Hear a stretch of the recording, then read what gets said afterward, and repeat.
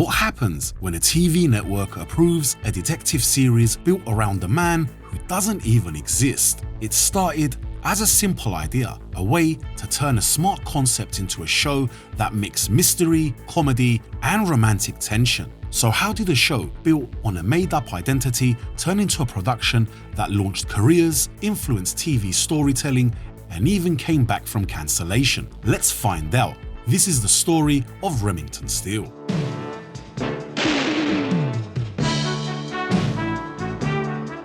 The series began as an idea more than a decade before it even reached television.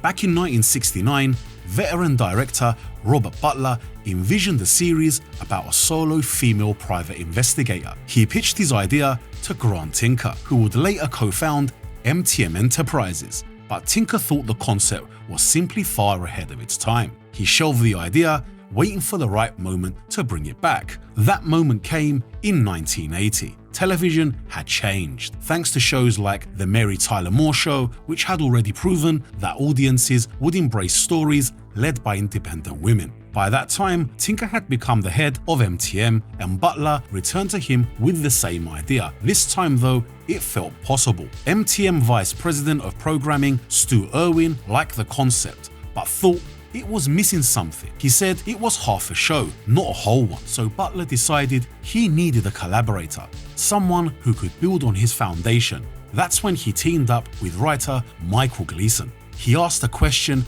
that reshaped everything.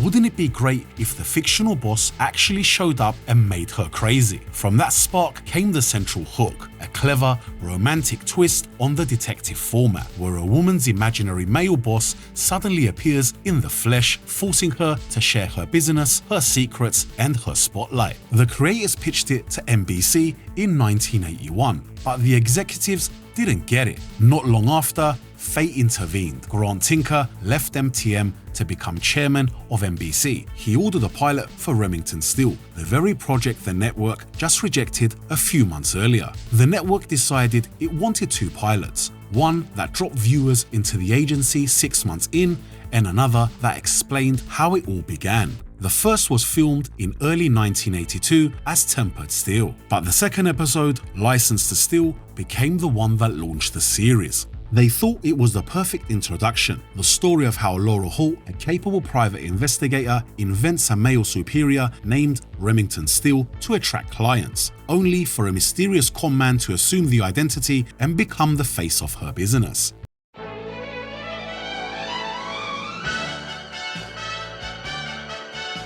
When it came time to bring Remington Steele to life, the casting process became almost as dramatic as the show itself. The creators had their concept, but finding the right duo to carry the tone was the key to making it work. Stephanie Zimbalist was already an established television actress with multiple Movie of the Week credits to her name. When she was approached to play Laura Holt, at first she turned the role down. According to reports, committing to a long-term series wasn't what she wanted at that stage of her career. But as the story goes, she had a change of heart later the same night and decided to take the role after all. Pierce Brosnan, on the other hand, was then known mainly for his work in The Manions of America. He auditioned for the role, but NBC executives initially passed on him. They were hesitant about casting an actor who was virtually unknown to American audiences. But MTM executive Stu Irwin thought otherwise. He believed Brosnan had exactly the mix of sophistication and humor that the character needed. Irwin had a face-to-face meeting with NBC executive Brandon Tartikoff, and eventually Tartikoff agreed. When the series began, chemistry between Zimbalist and Brosnan quickly became its backbone. She was sharp, organized, and meticulous. He was charming, unpredictable, and instinctive. The contrast worked perfectly on screen and turned the fictional partnership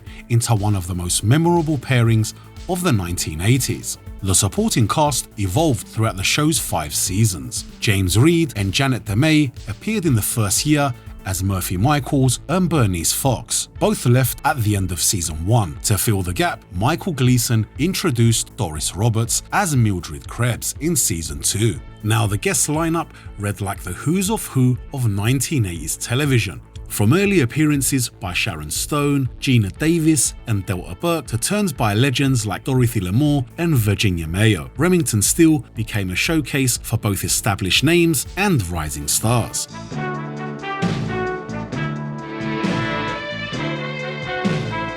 Remington Steele didn't crash onto television with hype. It arrived and won people over. Early reviews leaned into its intelligence and style, pointing out how the show balanced a weekly mystery with light, confident humour. In the first season, writer Joel Steiger won an Edgar Award from the Mystery Writers of America. Viewers kept pace with critics, the audience grew, and by 1985 it reached its peak, finishing in the Nielsen Top 25. Season 4 performed well. By season 5 though, the ratings had slipped. Network scheduling changes influenced the series' path. NBC moved Remington Steele from Friday to Tuesday nights at 9 p.m, which increased its budget and its visibility on the network's schedule. Later, when the network's fortunes rose, producer Michael Gleason introduced a phony marriage between Laura and Steele in the season 4 finale, Bonds of Steel. This was done to stir renewed attention and help the series secure another season. Gleason initially wanted a real marriage at the end of season 4 and had ideas for a restructured season 5, but both Brosnan and Zimbalist declined. Reports of tension between the two leads persisted during the show's run. Brosnan and Zimbalist both acknowledged minor conflicts, but they said it never affected the job.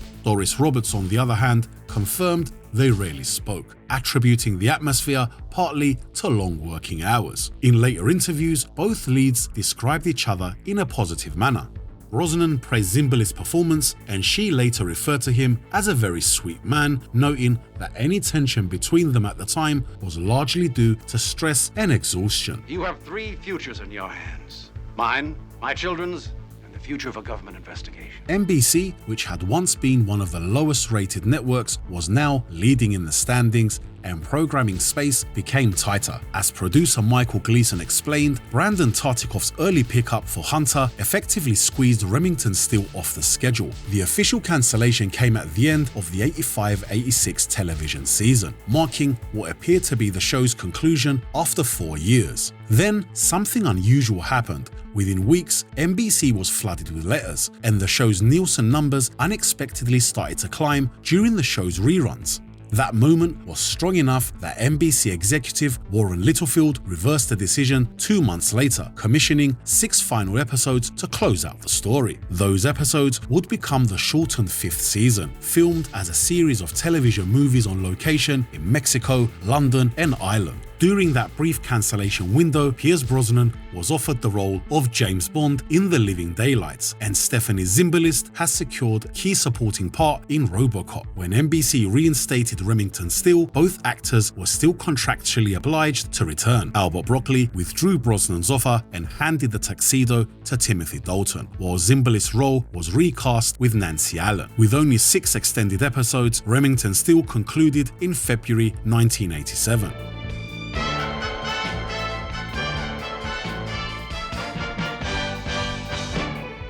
20th Century Fox packaged the series for home viewing with a full run of DVDs, issuing all 5 seasons across 4 box sets. The rollout, though, wasn't without its quirks. The season 1 release initially leaned on Pierce Brosnan alone in its promotional art and packaging, leaving out Stephanie Zimbalist despite her top billing on the original broadcast. A corrective sticker reading "also starring Stephanie Zimbalist" was added afterwards. The season 2 box set fixed that oversight by giving Zimbalist a proper placement with her photo on the box.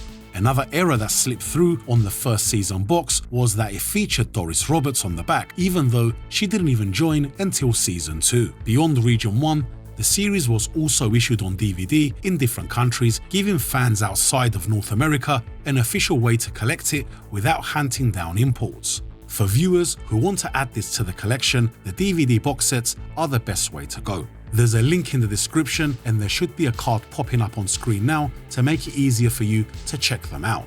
After the series found a new audience on DVD, Brosnan expressed interest in developing a Remington Steele feature film, but he later stated it was unlikely to be produced. NBC later announced plans for a half-hour reboot in 2013, with writers and a director attached, but without a cast, and the project was eventually dropped.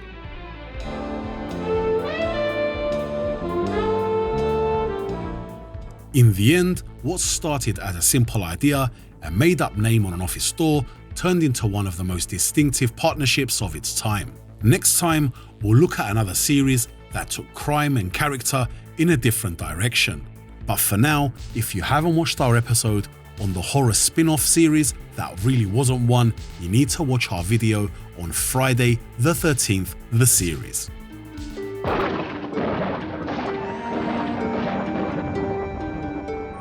Thanks for watching, please like, subscribe, and I'll see you in the next one.